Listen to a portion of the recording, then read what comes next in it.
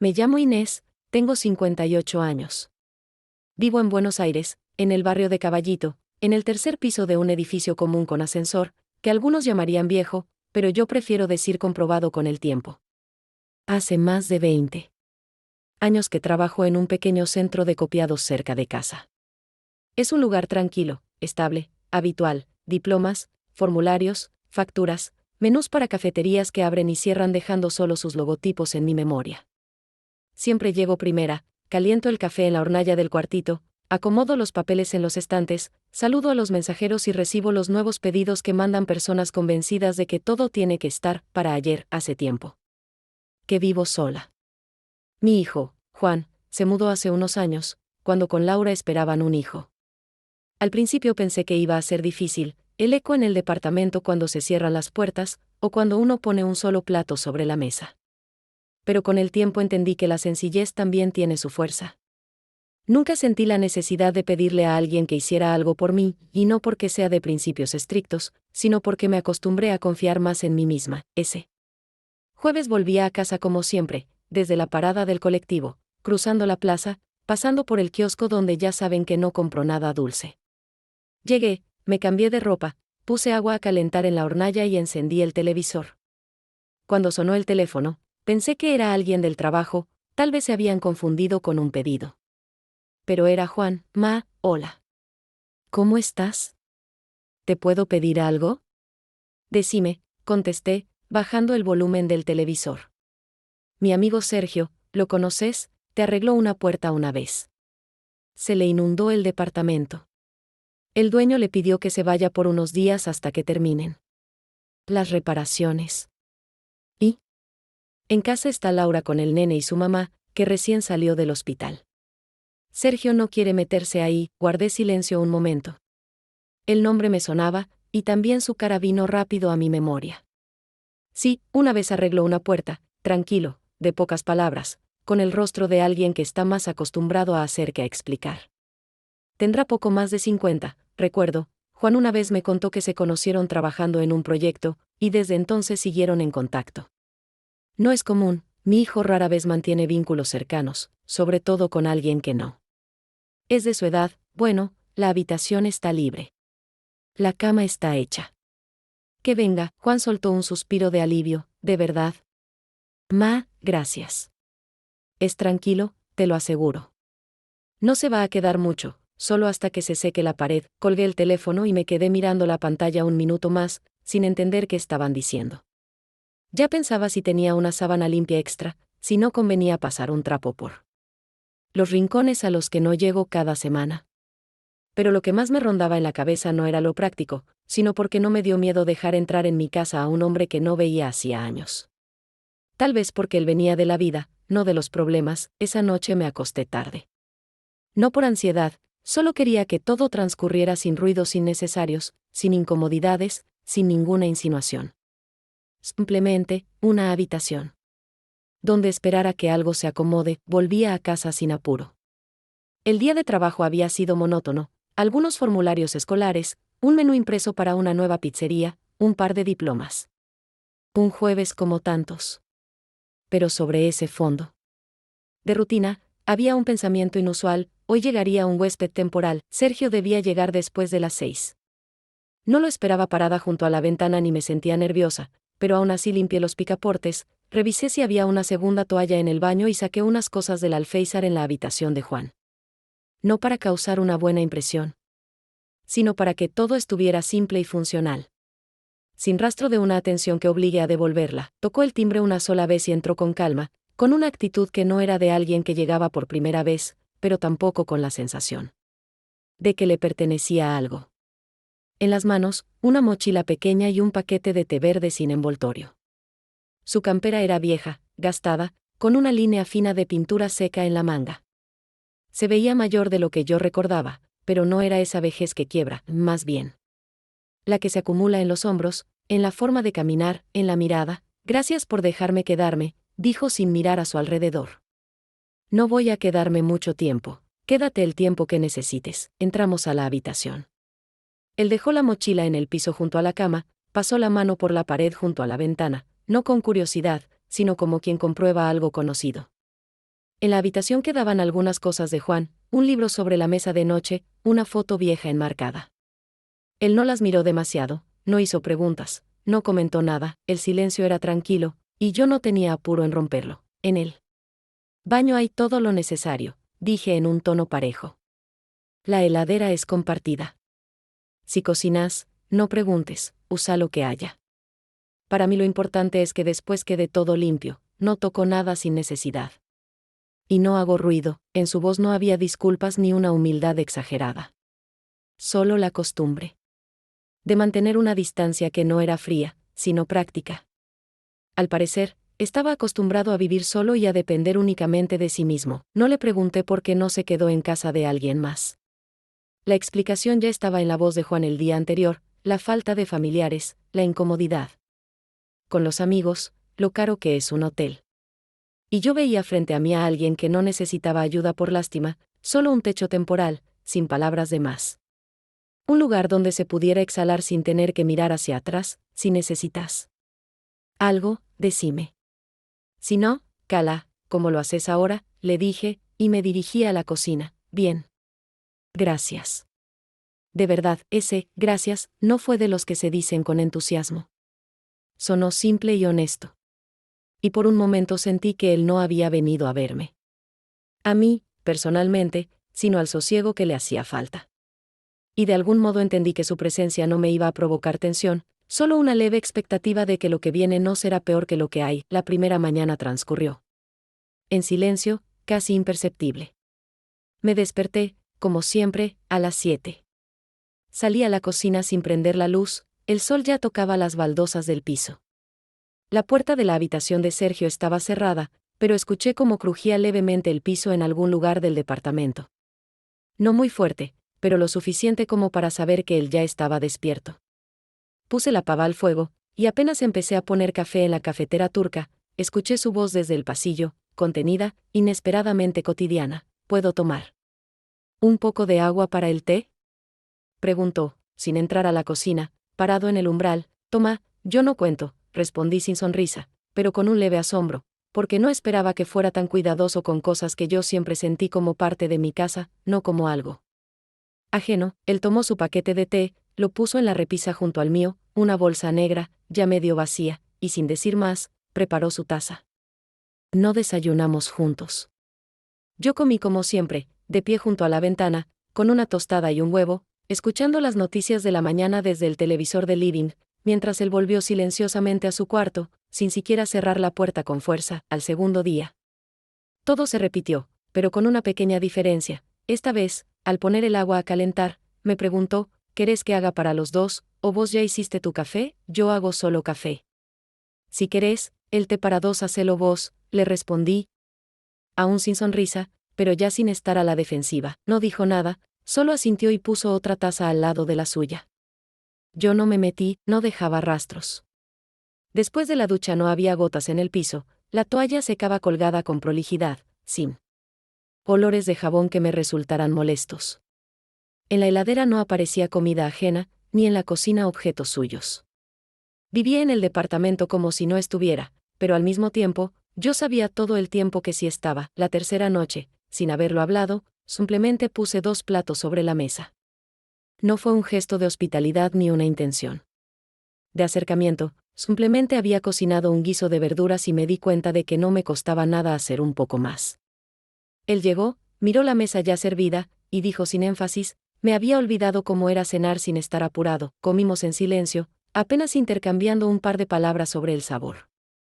No le pregunté si estaba cómodo en la habitación, si dormía bien, si entraba aire por la ventana.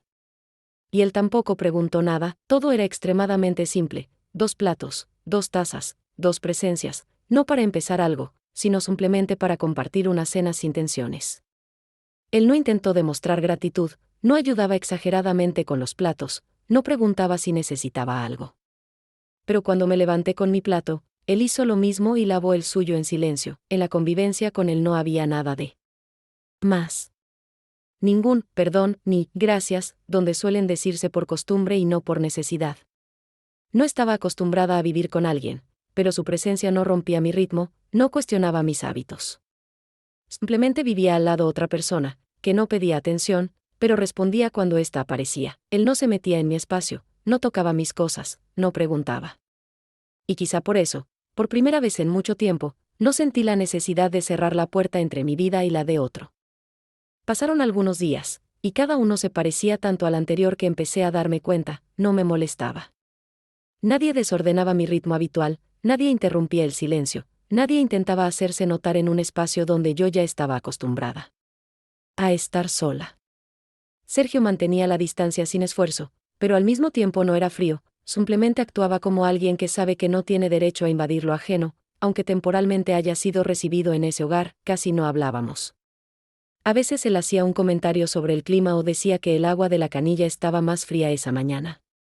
Yo respondía breve, no porque quisiera marcar distancia, sino porque sentía que el silencio entre nosotros no era señal de indiferencia. Simplemente era más cómodo que hablar por hablar. La primera vez que mencionó algo más fue una noche, cuando estábamos sentados en la cocina, yo tomaba té, él acababa de poner su olla con arroz sobre la hornalla. ¿Vos todavía trabajás?, preguntó, sin mirarme directamente, pero claramente sin hacerlo por pura curiosidad. Sí. No me gusta estar sin hacer nada. Si paso todo el día en casa, siento que perdí el día, asintió y guardó silencio unos segundos, hasta que el agua empezó a hervir. Entonces dijo, con calma, como quien enuncia un hecho: yo tenía miedo de que después de los 50 ya no pudiera trabajar con las manos. Pero por ahora todavía me responden. Eso es lo más importante, dije mirando mi taza. Las mías a veces crujen, pero también siguen firmes. Él sonrió. No de forma cortés, ni buscando agradar, sino sinceramente, como sonríen quienes están más acostumbrados a trabajar que a hablar.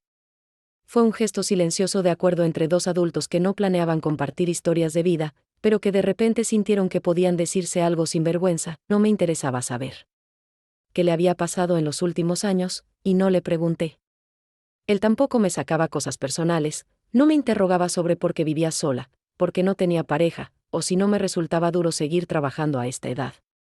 Sentí alivio, porque esas eran justamente las preguntas que no quería oír.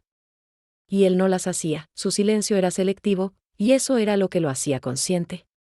No era pasividad ni cerrazón, sino respeto, no se metía donde no lo invitaban. En un mundo donde la mayoría busca imponer su opinión, incluso disfrazándola de buenas intenciones, Sergio era distinto, no necesitaba saber mi pasado para sentarse del otro lado de la mesa sin generar incomodidad. Después de la cena dejé las tazas en la pileta, salí al balcón y me quedé un momento respirando el aire, pegajoso, de noche, con olor a polvo y a gas de los autos que pasaban. Detrás de mí estaban la luz de la cocina, sus pasos, el sonido del agua. Nada ostentoso, ningún gesto con intención.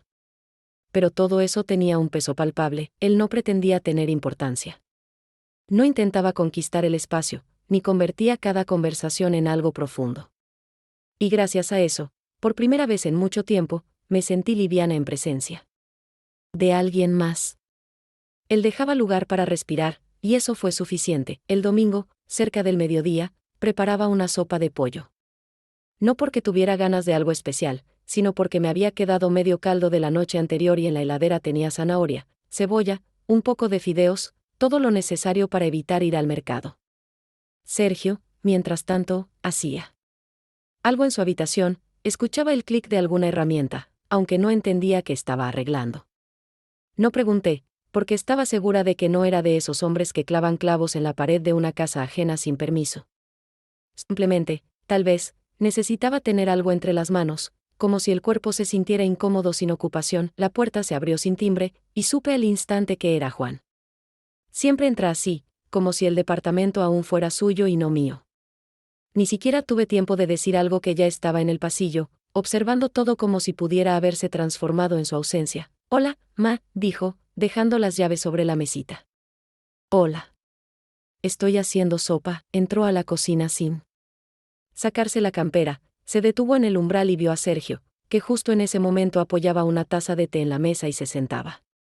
Se miraron, y en ese cruce de miradas no hubo hostilidad, pero tampoco indiferencia. Fue una de esas evaluaciones silenciosas entre dos personas con roles distintos, pero con la misma necesidad de ser reconocidos. «¿Cenan juntos?», preguntó Juan, como al pasar, pero con una tensión que se filtró en la voz. Sí. ¿Y qué? Contesté sin mirarlo, concentrada en la olla. Nada, solo pregunto, dijo él, pero no necesitaba ver su cara para saber que no era solo una pregunta. No seguí el tema. Por primera vez en esos días sentí algo parecido a la incomodidad, no porque mi hijo dudara de mí, sino porque él miraba la situación con el filtro propio de quien ya interpreta todo como potencial problema. Le costaba imaginar que dos adultos pudieran convivir temporalmente sin que eso implicara algo más, ni personal, ni íntimo, ni problemático. Solo una convivencia tranquila, donde cada uno sigue su ritmo, sin ignorar al otro. Cuando Juan se fue, limpiaba la mesa y durante unos minutos reinó el silencio. Sergio no me miraba, no comentó nada, no intentó justificar su presencia. Pero cuando puse un plato en el escurridor, finalmente preguntó: «Mira, si esto te incomoda, me voy. Puedo buscar otro lugar. No quiero ser motivo de tensión con tu hijo». Me di vuelta y lo miré con firmeza, sin enojo, pero tampoco con excesiva dulzura. «¿Te sentís bien acá?» «Sí. No me habría quedado si sintiera que molesto.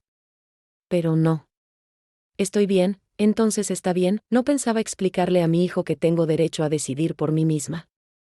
Si él cree que una mujer a cierta edad debe quedarse sola y no abrirle la puerta a nadie, es su problema, no el mío.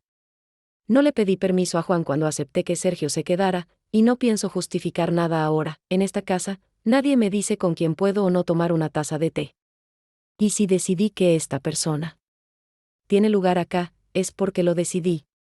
Sin dramatismo, sin explicaciones, sin la necesidad de demostrarle nada a nadie. La noche siguiente a la visita de Juan volví del trabajo un poco más tarde de lo habitual. Me había demorado con un cliente que trajo un pedido urgente para un menú de restaurante, muy urgente, aunque en realidad no era para tanto.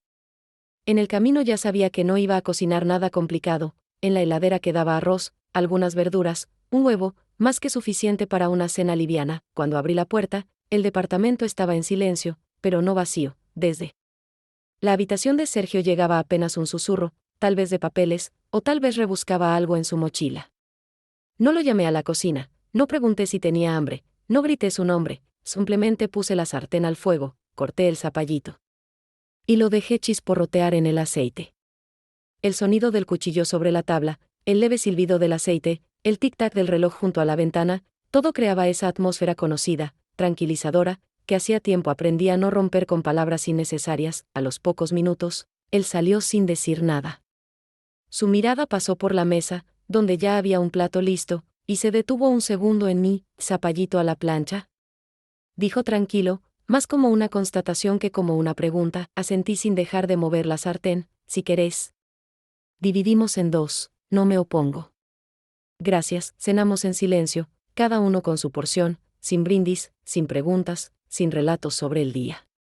El televisor estaba encendido, hablaban de un nuevo proyecto de ley que probablemente no cambiaría nada. Yo no lo escuchaba, él tampoco fingía interés, simplemente se sentó cerca, un poco apartado, con el tenedor en la mano derecha y la izquierda sosteniendo el borde del plato. No había costumbre, ni cercanía, ni distancia, solo una presencia humana, normal. Después de cenar apagué el televisor y me quedé en el sillón. En el departamento reinaba el silencio, pero no era ese silencio que incomoda, que cae como un peso. Era otro tipo de silencio, de esos que ni se notan hasta que se rompen. Sergio se sentó en el sillón junto a la puerta, cruzó una pierna sobre la otra, y durante unos minutos simplemente miramos la pantalla apagada del televisor, como si cada uno pensara en lo suyo, pero sin excluir al otro del momento. «¿Siempre es así de tranquilo acá?», preguntó de pronto, sin moverse. «Mejor tranquilo, que ruidoso sin sentido», respondí sin entonación, sin intentar demostrar nada. «Parece que en tu casa todo tiene sentido», dijo, mirando no a mí, sino una foto vieja en la repisa. «Esa que dejé ahí desde que Juan se fue de casa», no contesté. No porque no supiera qué decir, sino porque no vi necesidad. A veces es mejor no afirmar ni negar nada, dejar las palabras suspendidas en el aire, donde pueden quedarse o desaparecer. En esa sala, en ese sillón, en esa noche, no hubo nada que necesitara interpretación. Nadie jugaba a ser huésped ni anfitriona, nadie imponía silencios ni atenciones, nadie hacía preguntas ni lógicas ni absurdas. Solo dos adultos a los que no les faltaba nada del otro, salvo lo que ya había ocurrido, una presencia tranquila, que no exigía decisiones. Unos días después de esa noche con Zapallitos, ya hacia la mitad de la semana siguiente, volví del trabajo algo cansada, pero sin ese fastidio que suelen dejar los días demasiado ruidosos. Entré en la habitación de Juan para cambiar las sábanas, por costumbre práctica, no como señal de nada. Sergio estaba en la cocina, preparando algo con papas, y yo sabía que no le molestaba que entrara, siempre dejaba sus cosas en orden y nunca pretendía que ese espacio temporal se convirtiera en territorio personal. Mientras doblaba la ropa de cama, él entró. Sin ruido, sin sorpresa, como alguien que no necesita pedir permiso, pero siempre mira primero si está bien para el otro. Sobre la mesa de noche había un sobreviejo con fotos, no recordaba la última vez que lo había tocado, quizá desde que Juan se fue.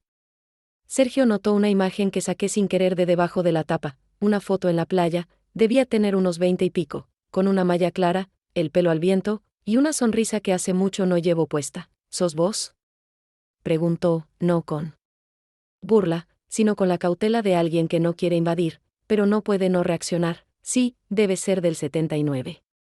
En esa época iba todos los veranos a Mar del Plata, no apartó la mirada enseguida, no observaba el cuerpo ni la juventud, sino que parecía buscar algo en la expresión, en la mirada, algo que todavía estuviera o que se hubiera ido. Eras distinta, dijo, y no fue una comparación con juicio, solo una constatación que no se centraba en lo físico. Tampoco soy tan distinta ahora.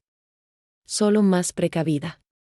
Antes confiaba más. Él se sentó despacio en el borde de la cama, sin mover las manos de sus rodillas, como marcando que no quería ocupar espacio, sino estar cerca sin invadir. Yo, en cambio, siento que viví siempre caminando sobre hielo, con miedo a decir algo de más, a hacer algo que alguien pudiera usar en mi contra.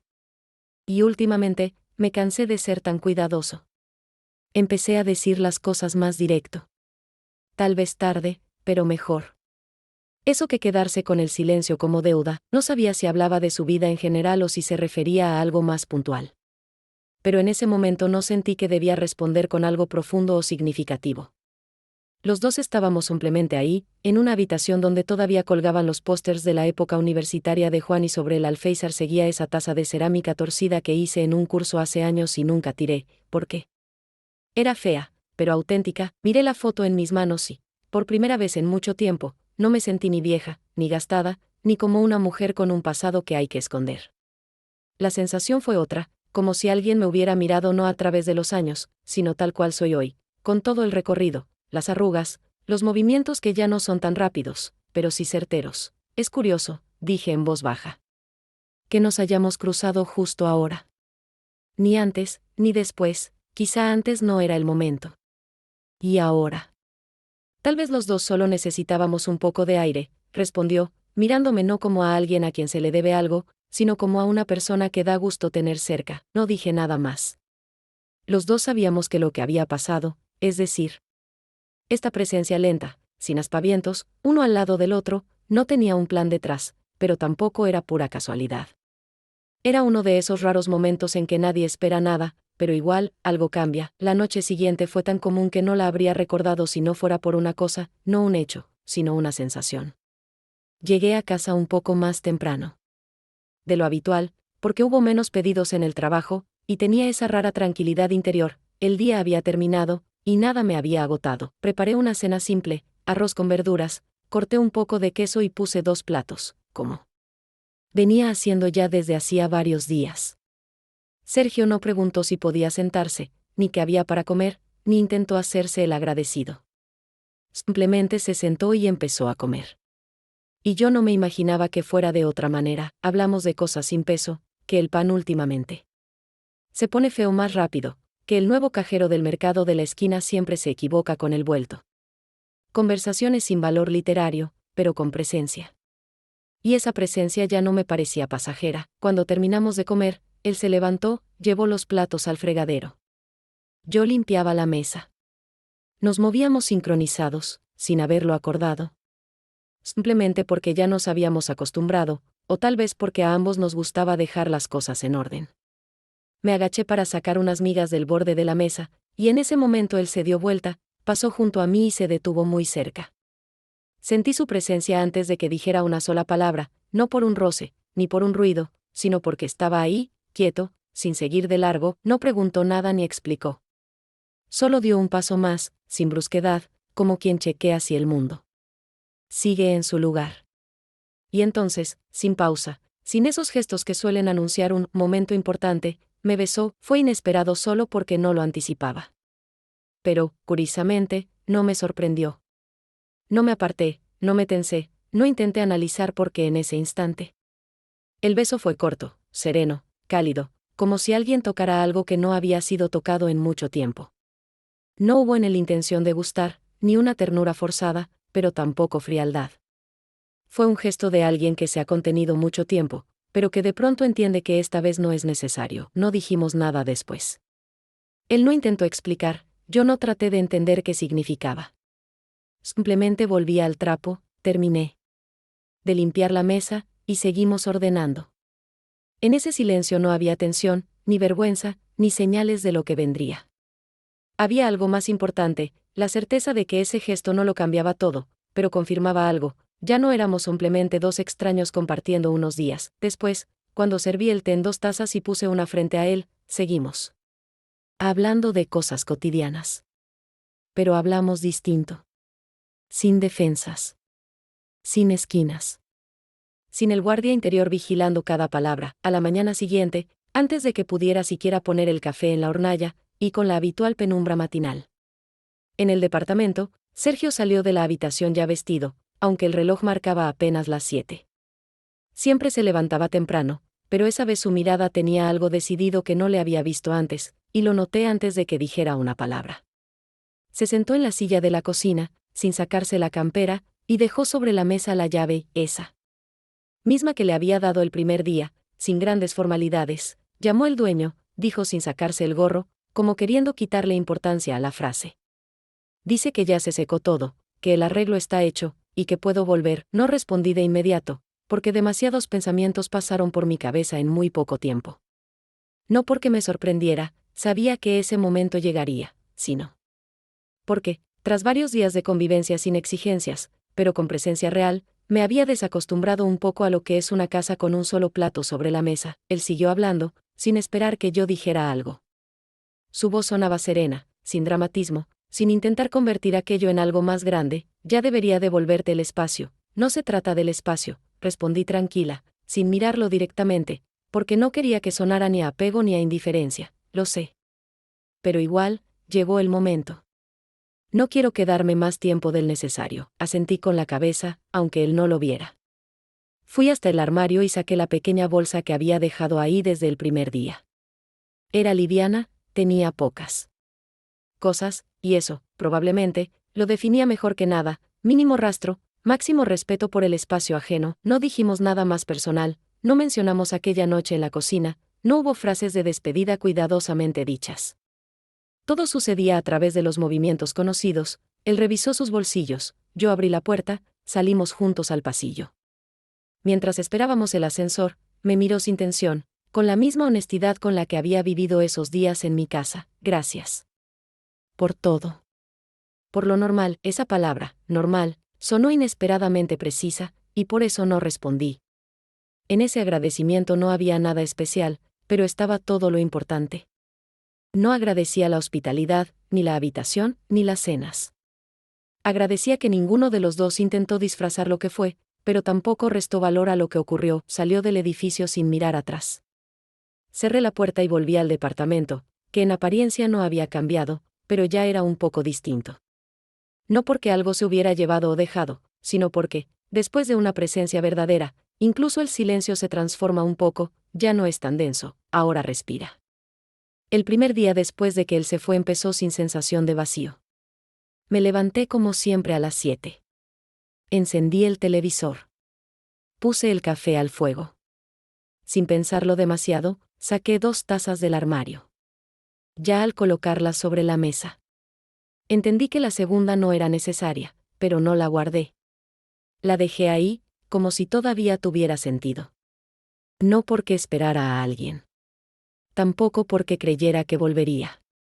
Simplemente porque el hábito de vivir acompañada se había instalado de manera tan silenciosa que su ausencia no se sentía como una liberación. tampoco como una carga. La habitación donde él dormía seguía limpia. La cama estaba hecha. Sobre la mesa de noche solo quedaba la foto que nunca fue suya. No entré ese primer día. No fue una decisión. Solo no había razón. Pero a la mañana siguiente, mientras guardaba ropa de cama en el ropero, sí entré. Miré la cama. Vi la taza vacía en el alféizar. Y por primera vez en una semana, no. Percibí solo el silencio. Sentí la falta de movimiento. No era algo doloroso. Tampoco hacía ruido. Solo estaba presente. En un cajón de la alacena encontré su té. El paquete estaba a un lado, no al frente. No lo había dejado en evidencia, pero tampoco lo había escondido. No lo tiré. No porque fuera importante. Tampoco porque pensara que volvería. Simplemente porque no había motivo para hacerlo. No estorbaba. No ocupaba espacio. No hablaba. De nostalgia. Quedó ahí, como los rastros que dejan los libros después de haber estado en una estantería. No como recuerdo. Solo como prueba de que algo ya pasó por ahí. No convertí nada de eso en una historia. No repasé cada gesto. No reviví conversaciones.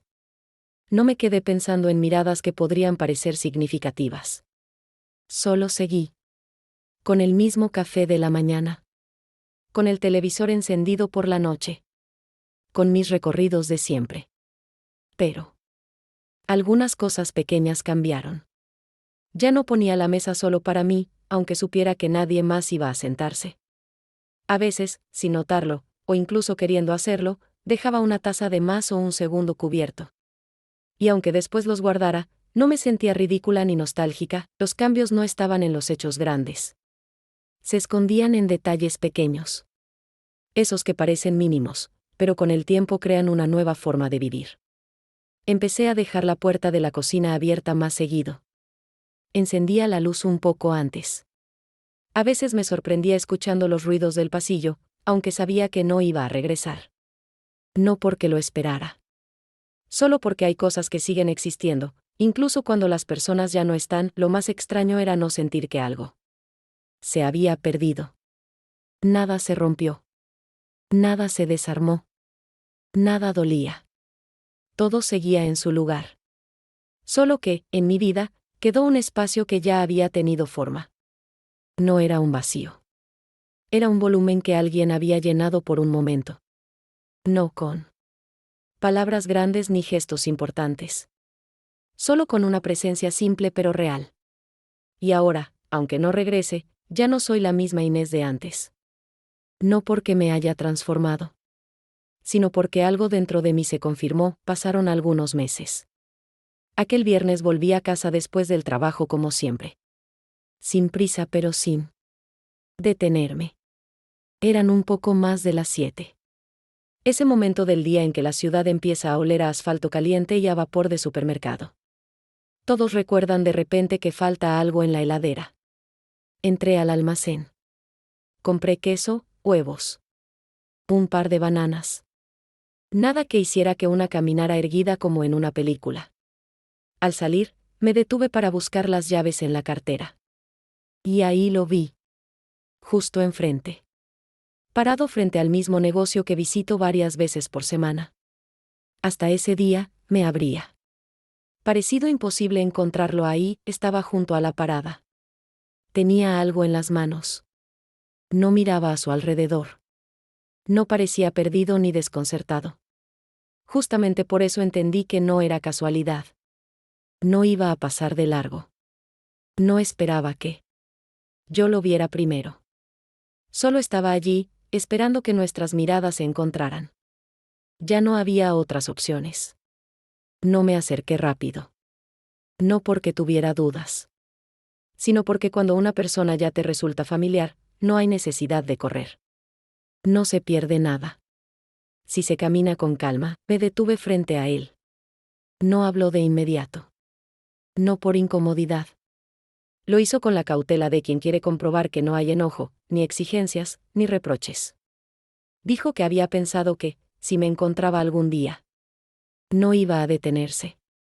Que iba a seguir su camino. pero ahora no quería fingir que no me había visto. Que eso le parecía peor que quedarse, lo escuché sin interrumpir. No intenté llevar la conversación a ningún lado.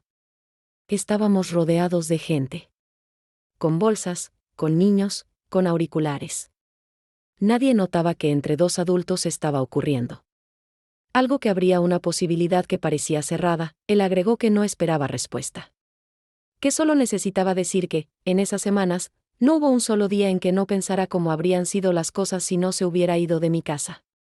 Y que, tal vez por primera vez, no estaba seguro de haber hecho lo correcto. Respiré con calma. No por nervios. Sus palabras requerían estar presentes. No bastaba con contestar. Le dije que no soy una persona que corre detrás de nadie. Pero tampoco pretendo fingir indiferencia cuando no es real. Él asintió.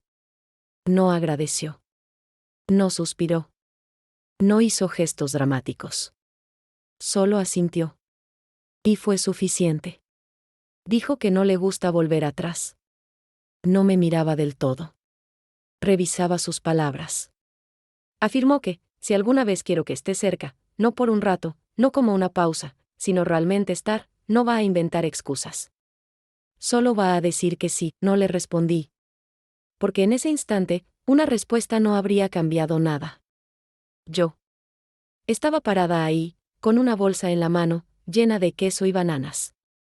Solo pensaba en una cosa.